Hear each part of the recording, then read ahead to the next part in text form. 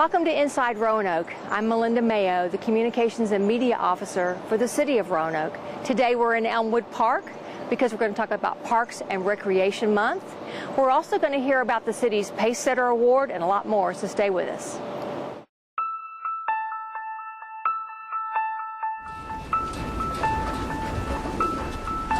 Hey, Melissa. Hi. I like your outfit. Thank you. No, I'm just kidding. You look ridiculous.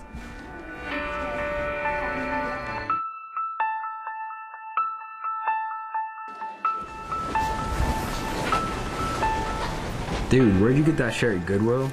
I did, actually. I like it. Don't you have something better to do?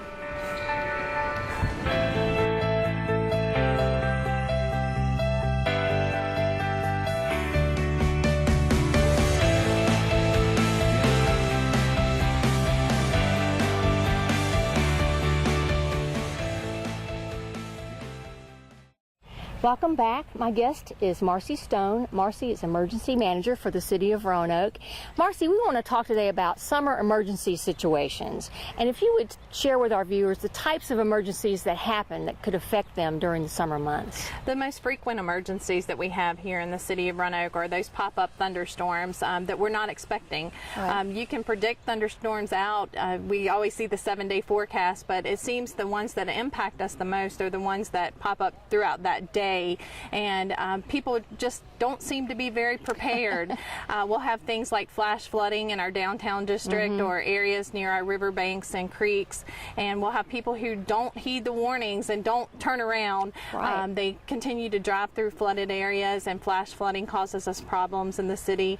Typically, we don't respond to weather events unless we actually get a 911 call to say that there's an emergency related to that event. Okay. So we have things like thunderstorms, flash flooding. We have wind events like the derecho we had several years ago that would affect the community, but we typically don't respond unless somebody picks up the phone and calls 911 and says that they are impacted by that particular event.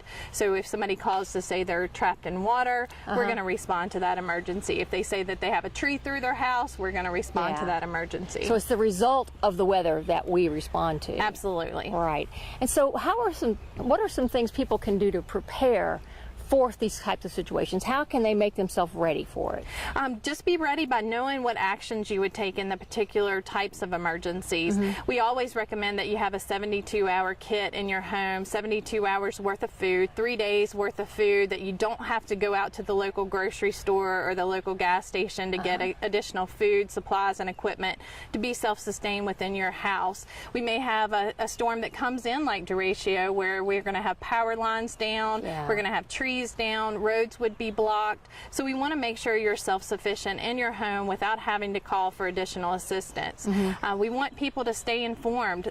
Tune into your local radio stations, tune into your local TV, know what weather is predicted for that particular week and particularly that day. We recommend that you have on your cell phones the apps from National Weather Service, or things like on my phone I have the WeatherBug app, and that really keeps me informed of what is happening right now. Okay. Now, our viewers may not know, does the staff of the city, do we prepare for things like this? Absolutely. How do we do that? Yeah, about every quarter we get together and we talk about the potential impacts of different types of weather. So in the winter we'll get together and talk about how we're going to clear out streets, how we're going to prepare our roads if there were to be a winter weather event. In the summer we kind of play that by ear, but we were always connected with our directors of different agencies. Example of that is Public Works. We have a plan on if we had a weather event that caused lots of trees to be down, we have a plan for how we're going to take that debris and sort that debris out. So we'll sort things like paint in one area, we'll sort trees and limbs and things that can be mulched in another area, and we'll get rid of that. But we work with those groups all the time to make sure that we're prepared as a city and make sure our first responders in particular are prepared to respond to the 911 calls. So we anticipate situations that could happen. That's right. And do we have partners in our community that we work with as we get ready for these things? Right. The Red Cross is one of our partners that we work with regularly. We actually don't have a shelter system in the city of Roanoke. We have 3 identified shelters. That's William Fleming, Patrick Henry, and the Roanoke Berglund Civic Center. But those facilities don't actually have cots and blankets and food available to us in a disaster. Yeah. But Red Cross does, so we've partnered with them. We've partnered with our local hospitals to make sure they're ready to respond to the emergencies that they face. We also partner with people like churches and civic groups that would be able to assist us with volunteers in times of disaster. So we're always out there looking for additional volunteers, looking for additional people that would assist us in disasters and emergencies. What do you think is the most important thing for our citizens to keep in mind when an emergency situation comes up? First, stay calm and really assess the situation. A lot of times people will call 911 because their power's out. Right. But that's really not an emergency. Just stay calm, assess your situation, assess your environment. If you're safe, stay in that environment and assess the situation, determine when your power is going to be back on. Appalachian Power has a great resource for you. You can go to a website through your cell phone, see when your power is projected to be back on. But stay calm, get your kit, activate the plan that you've already developed, and make sure you're in contact with your friends and family members to let them know that you're okay. If you do have a medical emergency or a fire emergency related to the power outage or the weather event, then absolutely we're available. You can call 911. It may be a delayed response in that situation because we're getting multiple calls throughout the entire community, and we're going to prioritize those calls based on the severity. Well, is there anything else you think folks should know that we haven't talked about as far as summer weather? Just making sure that they stay informed, having things like a weather radio available to them in their home. A National Weather Service weather radio is really important, or having an app on their phone that they stay in tune with what's going on right now. Right. Knowing what their plan is and activating that plan in times of disaster. And a lot of times now people forget the numbers that they want to call in an emergency because they have that programmed into their cell phone. So being able to go back and look at a piece of paper and knowing what your grandmother's phone number is as opposed to what it would be in your cell phone, that's really important to know those actual numbers that you would dial in a disaster or emergency. If someone had questions about how to prepare for emergencies or what the city does to prepare, how can they get more information about that? There's a lot of information on our website, www.roanokeva.gov, and you go to the emergency management link. We have a lot of information there. But if they want to contact me, my number is 540-853-2426, and feel free to reach out to me at any time. Great. Well, I hope everyone will take that to heart and stay safe this summer. Yeah. Thank you. Thank you. We'll be right back. It is important for both restaurants and homeowners to help keep our waterways clean and safe. Never pour cooking oil or grease into sinks, parking lots, or streets. The oil and grease can enter our waterways through storm drains. Always try to recycle the oil and grease or put it into the trash. If you have a spill, clean it up by using a drying agent like cat litter. Never hose down spills. Keep dumpster and trash can lids closed. Restaurants should clean floor mats and garbage cans in a mop sink. It's easy to keep our waterways clean by doing the right thing. 3 facts about lead poisoning. Just a few particles of dust from lead-based paint are enough to poison a child. Lead from deteriorating paint can be found in the soil around the home and in older playgrounds. Since children often put their hands or toys in their mouths, washing their hands helps protect them from lead poisoning. Lead poisoning affects over 1 million children today. Find out when your home, school, and daycare center was built. If it was before 1978, it probably contains lead-based paint. Contact Lead Safe Roanoke at 853-5682 for more information. Welcome back. My guest is Sheila Umberger, and Sheila is the director of Roanoke Public Libraries. Sheila, the city's won another Pacesetter Award. I know. Tell us about that. Well, it's the 4th year in a row, and it's basically the awards they give between the All-America City Awards. So we won the All-America City in 2012 and in 2017, and now we have won what they call the Pacesetter Award. So I guess you would say like best practice. Yeah. So this year the 2 categories were how is your community doing with collaboration, and the second one was, are you showing measurable statistical improvement? And we actually won in both categories. Wow. So, And who's the organization that awards it? This is the Campaign for Grade Level Reading, which is run by the Annie Casey Foundation with the National League of Cities. Okay. And so we won for our measurable success. Talk about that a little. Right. We won for our measurable success in all areas of the campaign, which is preventing summer slides, readiness for school, and reducing absenteeism. So our reading scores overall in the last 3 years have gone up from have gone up to 76.1%, but they started out at 65.1%. So they've gone up almost 12 points. And we've been told that that's the highest in the entire campaign. So the campaign now consists of 362 communities all over the country. And we're one of 29 that actually won an award, but we're the only one in Virginia that won, and also the only one that won in both categories. So we're very excited about it. It's encouraging. Why should it mean something to our citizens that we are being recognized for this effort to strengthen our early childhood reading? Why is that important to us? Well, I think for the campaign, and we have 29 community partners in the campaign, and the library is the lead on that campaign. And I think it's an encouragement, but for us, it's not about the award. The award shows us that we're on track statistically. So we're very data-driven, so that's being recognized. And also, it helps encourage us because we know we're on the right track. So we look again at what's best practice, and we want to continue that. So we just reached a benchmark this year. We've given 100,000 books to Roanoke children since 2012. And we know that that's from the literature that makes a difference. The children need to have books in their hands. They have to own their own book. And then we believe strongly that that's one of the reasons our readiness for kindergarten, when children go to kindergarten, that they're ready to learn. It's so great to know our kids are on track and doing what they need to do. And that also informs what the community can help us with. So if we ask for donations or we're out working with volunteers to read to our children, we read to over 900 children a month just in the city schools right now. So we have a great need for that. Again, it gives us kind of a place to look as a benchmark, and it is nice to win the award too. Well, now what's next for Star City Reads? I mean, there's some future goals we're trying to meet.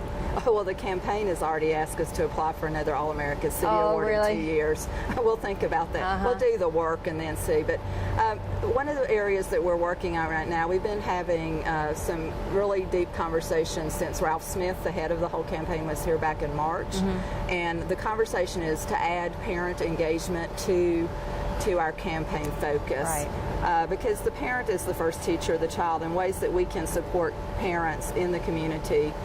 We've also had some pretty deep discussions about how poverty impacts children and what we can do together, and how we can pick things that we're doing that we don't want to duplicate, that we can work together. So I think that collaboration piece is actually the most important piece from the campaign. Anything else you wanted to add that I haven't asked about? Well, the biggest thing I would say is always read to your children, and just notice, if we talk about Star City Reads, there's lots of ways you can support that by participating in the programs, and also when we do book donation drives, that's very much appreciated. Well, if somebody wanted more information about Star City Reads or about what we're doing with early childhood literacy, how do they get that? Well, I mean, certainly you can go to the Roanoke City's social media sites, but we do have a Star City Reads site and also a Twitter account, and so if you follow that, you will see not only just what we're doing in the community or partners are doing, but also tips that you can use as a parent or a guardian to help your children. Well, congratulations to you and to us, and we hope to see a lot more good things come from it. Thank you very much. We'll be right back. Want to learn how to manage your money better, save for that car or dream home, or be able to bounce back from bad credit mistakes? Bank On Roanoke Valley can help. Bank On works with local banks, credit unions, and local governments to offer free classes at local libraries in our community. It's easy, free, and it's happening right where you live. Check out the calendar of classes or sign up at bankonrv.org or call 777-4200 for more information. The Municipal Volunteer Program is designed with a focus on community outreach to encourage citizens to participate in local government. Serving as a volunteer will not only enhance your knowledge about the city, but also enrich your life and greatly benefit your community. Volunteer as an individual or with a group, every week or once a year. Whatever your skills and interests, there's an opportunity for you. If you're interested in becoming a volunteer, please complete an application by logging on to roanokeva.gov/MVP or calling 853-1801. Welcome back. My guest is Landon Howard. Landon is president of Visit Virginia's Blue Ridge. And we're here today to talk about a special designation that the Roanoke area and region has received, the Silver Level Ride Center designation. Tell us, first of all, how many cities in the country have that? Well, Melinda, we are so incredibly excited because there's so few places in the world that have received this kind of designation. And for a fact, we've got a silver level ride center, and then the next and final step is gold. And there's only 19 gold and silver ride centers in the world. So that's why it's so significant. Oh, it's incredibly significant. For people that love mountain biking, they're going to seek us out in droves. And why is it so important to the Roanoke area, do you think, to have this? It's all about visitors and visitor spending. People will come in, they have expensive mountain bikes, and they'll come in and ride, but this group of mountain bikers, they like going out and seeing everything else that's in the region. They love the arts and culture community. They will go to museums. They'll find our breweries and all the other things. But the other key thing, too, is it's all about economic development message, too. Folks will come in and see what a great place Roanoke and this whole region is, and I bet you there's a percentage of those that will end up moving here. So we think it's going to impact our reputation, is that right? There's no question, because we will be the only silver level ride center on the East Coast. And so there's nobody like us on all the eastern part of the United States. And so people will seek us out. So many people are used to going out to the Rockies and to other parts of the country to do the incredible mountain biking that they like to do, but we have well over 300 miles of mountain biking right here around the Roanoke region. So somebody who's watching, what does it mean that we're a silver level ride center? What's going to change? What's different? How will that Well, I think it's going to change our entire culture because whether it be the opportunity to ride on roads or trails or our greenway, it's going to create a demand for an expansion of that product. So the thing that's really cool about it is that we as residents are going to be able to benefit from all of the growth that's going to be coming. But also, we're projecting anywhere from 30 to 50,000 new visitors that perhaps have never been here before that will start coming every year. So it brings value to our outdoor amenities, is that what you're saying? It does, and so we're actually promoting this area as Virginia's Blue Ridge and Roanoke and a Metro Mountain Adventure. And so we're so close and we're so connected with our mountains and then all of our wonderful amenities that we have in our downtowns, and you know, what a better product to promote. Right. Anything else we need to know about this designation that we haven't already said? Well, I'm glad you asked that because we have staked our claim, and that's really important, is that we are America's East Coast mountain biking capital. Wow. That is our official designation, America's East Coast mountain biking capital. Nobody else on the East Coast can claim that. And as a result of that, we're going to get an incredible amount of acclaim that's going to be a benefit to us. And we would really encourage people to go to our website at visitvbr.com and just discover all the trails and walkways and riding trails that we have. And they can find information about this designation on your website as well. That's exactly right. And visitvbr.com not only has all of these trails identified, but it also has the most comprehensive calendar that for people to look at. So, you know, if you're inviting your friends and relatives to come to Roanoke and to visit the area, just to have them come on in, to make your plans from visitvbr.com. But instead of them staying at your house, make sure they stay in a hotel. Okay. Well, thank you. It's very exciting. We're really happy about it and appreciate you sharing that with us today. Thank you, Melinda, for the opportunity. Okay, we'll be right back. A little soap and water can go a long way. When you wash your car in a driveway, the soap, oil, and grease can flow into storm drains and pollute our rivers and streams. Always try to wash your car on the lawn. This will allow the water to soak into the ground. If you have to wash your car in a driveway, make sure the water drains onto your lawn and not a storm drain. Use a biodegradable soap.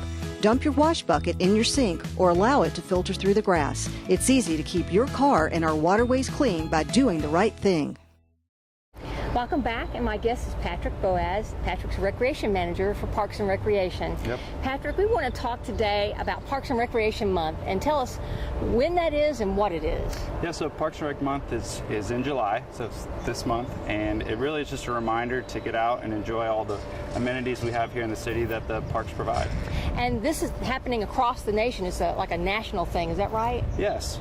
Yeah, so essentially it's kind of like other national recognized days, like a National Pizza Day or Donut Day.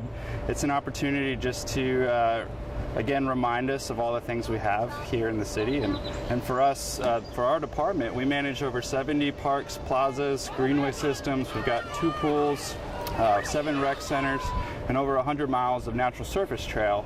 And so that's a lot, and I feel like even I haven't visited all those yet working for the department. And then also a neat thing that we've been looking at too is that over 70% of the citizens here are less than a 10-minute walk from any one of those amenities. Wow. So this is a neat way just to remind people that it's all here in our backyard. Yeah. Do they have a theme for this year's month? So this year the theme is Lifetime of Discovery. Okay, and what are some of the activities that Parks and Rec is offering? Yeah, so we have a neat opportunity this year. We're going to partner with Star Hill Pilot Tasting Room Brewery, whatever their official title is.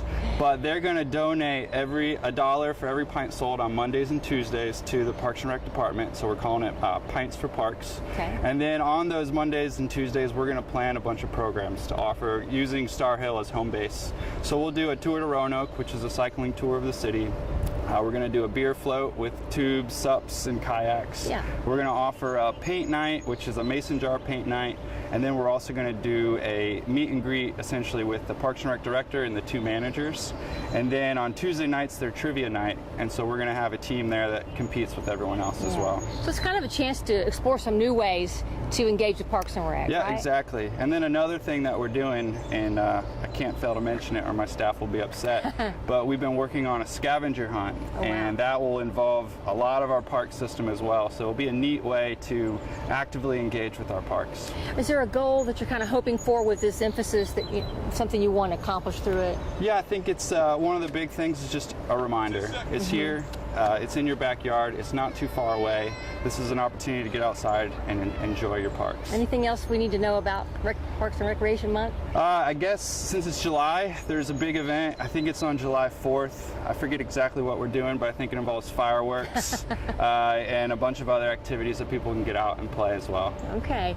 Hey, how are you engaging with citizens on this? I mean, you have information out there where they can get more details? Yeah, so it'll all be on our website, playroanoke.com, and then we're going to be doing several social media shout outs throughout the month as well. So you'll see it on Facebook and Instagram, etc. Well, it sounds like a lot of fun. Thank you for sharing it with us today. Yeah, you're very welcome. Okay, we'll be right back. Lead poisoning is a preventable environmental disease which affects an estimated 1 million children in the United States. Lead is most harmful to children 6 years old or younger because they often put their hands and other objects in their mouth which may have lead dust on them. Growing bodies absorb more lead, and children's brains and nervous systems are more sensitive to the damaging effects of lead. Lead Safe Roanoke is a program to enrich and protect the families in the city of Roanoke by helping its citizens eliminate lead-based paint hazards from their homes. Get more information at roanokeva.gov/leadsafe. Did you know that it takes 12 to 20 years for a cigarette butt to decompose? Cigarette butts thrown on the ground or out the window are litter, and most wash into our waterways, polluting streams and harming stream life. Cigarette butts can also be a fire hazard. Extinguish cigarette butts in ash cans and ashtrays. Litter is preventable, so remember, no ifs, ands, or buts. Don't litter. Welcome back, and my guest is Luke Pugh. Luke is the city engineer for the city of Roanoke, and behind us is Franklin Road Bridge. We want an update on this bridge replacement project. Start by reminding us when it started. Okay, we started in January 2017. Yeah. Of course, there was the existing bridge that we had to take down, so we demolished the deck and the superstructure and actually removed the piers and abutments. And since then, we've added the new abutments, the new piers, as you can see, and we're actually setting the steel structure right now. And the steel's kind of unique because it's actually a rusting steel. So what you see now is actually the patina that the bridge will actually have. So it forms, the special steel forms a coat, so we don't ever have to go back and paint it. Okay. So it's a real nice feature. It's a lot of, it's something that we're doing on a lot of our other bridges. Yeah. And we incorporated in this bridge to just cut down on the maintenance, and it has a nice look once it's fully installed. So. Talk about the timeline for this project, because I know everybody's been watching as it developed over time. When do we hope to be completed? Right. So right now we're about 75% complete. So over the summer we will install the decking as you see them doing now. We'll put the concrete deck on, put the 2 sidewalks on, and the parapets. And then we'll do the approach roadway work and add the lighting. And so that all will wrap up around January 2019. And we'll have a big party. So it's a 2-year project. So big party January 2019. Yeah. And why is this bridge, why was it identified to be replaced? Talk about that a little bit. Well, the bridge was built in 1938, so it's had some real good useful life. As part of our requirements for bridges, we have to do inspections every 2 years. Okay. So as part of our inspections, we use that to formulate our capital improvement plans and preventive maintenance plans. And this inspection came up that the substructure was in need of repair. Right. So when you look at the life cycle costs, we did the calculations to say whether it was better to go and try to rehab the substructure or just replace the bridge and hull.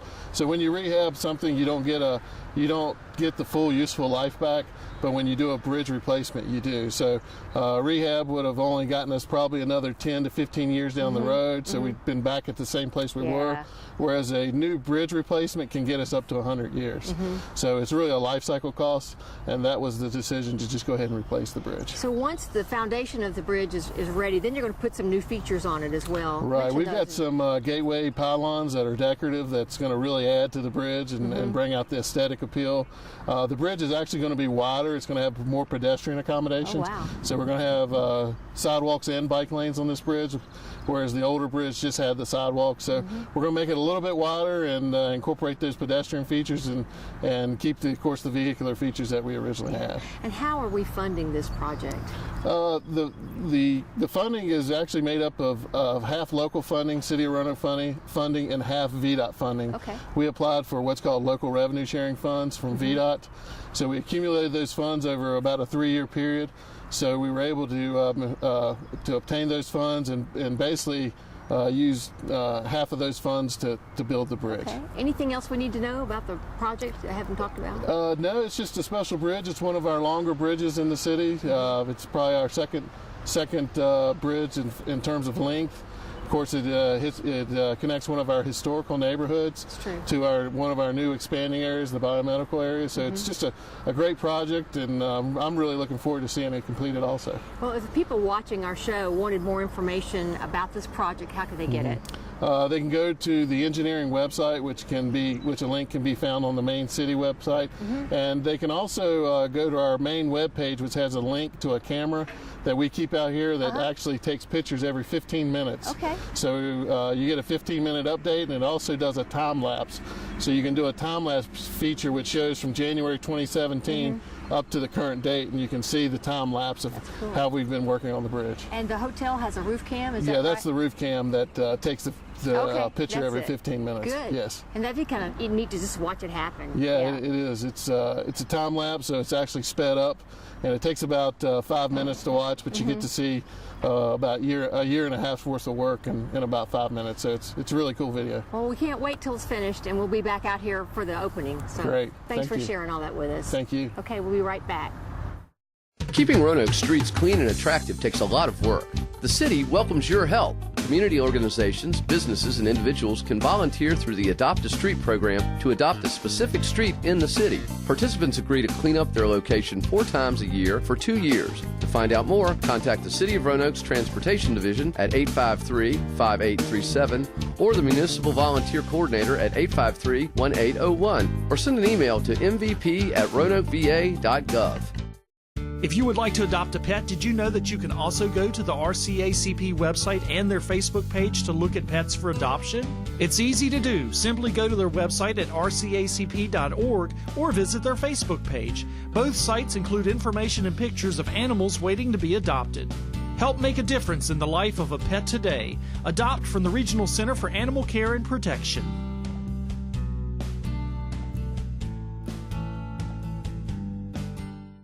We hope you've enjoyed this month's show, and we'll see you next time on Inside Roanoke.